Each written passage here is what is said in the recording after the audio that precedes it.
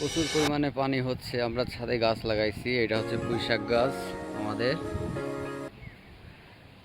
তারপরে চলে আসি, এটা হচ্ছে আম্রপালি গাছ, এখানে আম্রপালি লাগাইছে যে এখানে একটা আছে ডালিম গাছ,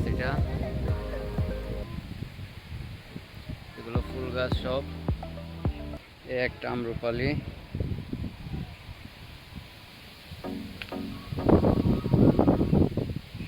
ঝাল গাছ, ফুল গাছ, এটা বেগুন গাছ।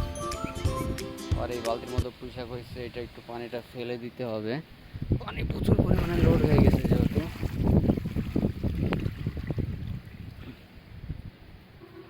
পানিগুলো ফেলে দিলাম, সাইডে চলে আসলাম। এটা হচ্ছে লেবু গাছ। তারপরে এখানে আছে এটা সবেদা গাছ, এটা হচ্ছে মেহেন্দি গাছ, এটা কেবল কুশি বের হচ্ছে হালকা হালকা, মরে গেছিল আবার তাজা হয়েছে।